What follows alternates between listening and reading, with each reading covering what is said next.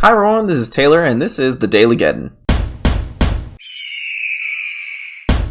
This week is going to be the last video about the CARES Act, and it's going to go over Titles 4, 5, and 6, which have to do with economic relief to businesses and also specifically airlines.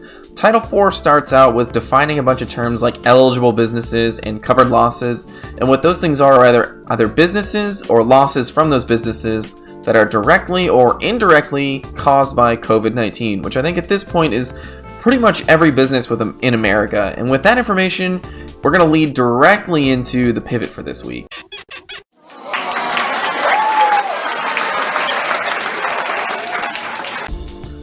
The most important part of the section of the bill that we're going to talk about today is the $500 billion that's going to be injected into the American economy. The government has appropriated $25 billion specifically to be put into passenger carrier airlines. It's dedicated $4 billion for cargo airlines and $17 billion to those businesses necessary for national security. The remainder of the $500 billion, the $454 billion left unappropriated, is going to be put into American businesses, both to purchase obligations and interests for the government. There are two different kinds of loans covered in this section. The first type of loan is going to be to those businesses I named out specifically, the airlines and those deemed necessary to the defense of the country. These loans will have a maturity date of 5 years, and they'll have an interest rate that's competitive with the current market. Now, the markets are all over the place right now, so I have no idea what the US government is going to do with these interest rates. However, that's for them to figure out, not me. A loan agreement for these businesses requires that they be traded on some type of exchange. That way the government can take some type of security and obligation from that company in order to secure its money. Now, it's a loan, and the government is going to expect the company to pay them back. I'm not sure why they would need to own an interest in these businesses, but that's what's stated in the bill for some reason.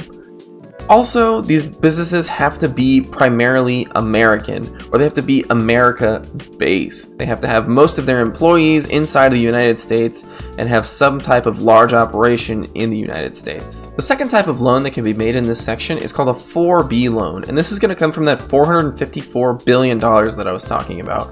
These are supposed to target mid-sized businesses. The Secretary of Treasury is supposed to come up with some kind of plan that targets loans specifically for mid-sized businesses. These are businesses with employees numbering from 500 to 10,000. And the interest rate is not to exceed 2% on these loans.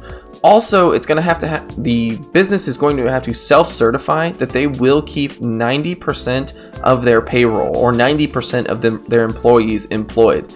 Also, that they have been impacted in some way directly or indirectly by COVID-19. For both types of loans, any company that accepts one cannot buy back stock or issue dividends for 12 months after the maturity of the loan, or the 12 months after they've paid the loan off. Another interesting stipulation for the loan agreement for those companies I specifically mentioned, both airlines and those for the national security of the country, they have to lock their high-paid employees' salaries. For those people who made over $425,000 but not more than $3 million in 2019, they cannot receive more money than they did in 2019 in 2020. For those employees that made over $3 million in 2019, they can receive $3 million plus 50% of the excess of the $3 million. Also, any airlines that receive a loan under this section have to maintain a reasonable schedule. So they have to keep putting out flights and keep things moving, especially targeted to pharmaceuticals and medical supplies. The government will want to keep those things moving through cargo airlines as much as possible. And that's your pivot for the week.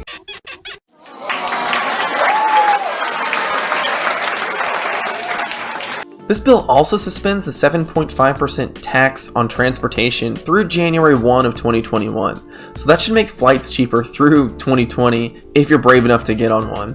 It also suspends some rules under Title V of Section 552B of the US Code, which states that every portion of every meeting that certain government agencies has to be disclosed to the public. Now, these government agencies do not include the Congress and Senate.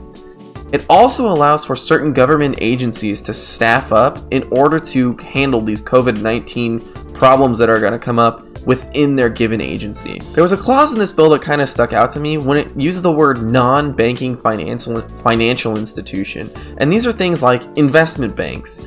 and usually there's a cap to the loan that they can get from the federal government.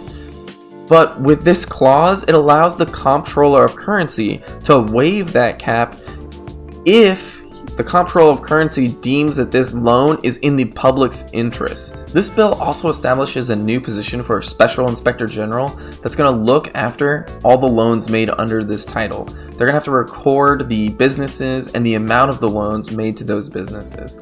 This position is going to exist for 5 years after the enactment of this act.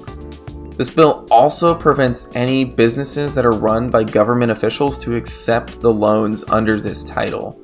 Not only that, but it establishes a commission on top of the Special Inspector General to oversee all of the things that happen underneath this title and report every 30 days on what happens underneath this title. This bill also changes the Fair Credit Reporting Act to make it a little bit more lenient in this time of emergency. It also supplies relief for mortgages on residential homes as well as multi-family mortgages.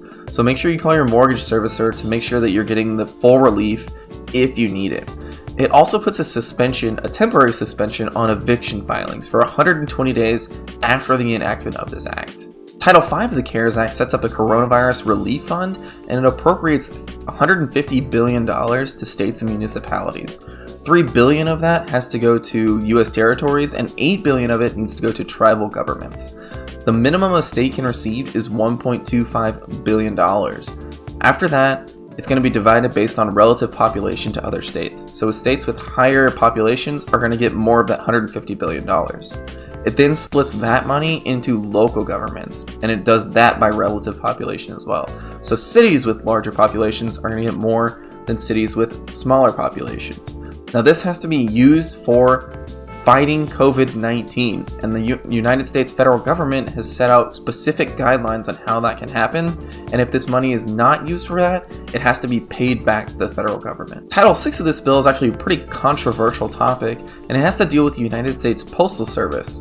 And Title VI allows the United States Postal Service to borrow $10 billion to continue operations. And it's so controversial because a lot of people think that it's a government institution and the government should be granting it money to continue operation, not making it borrow money to pay back later.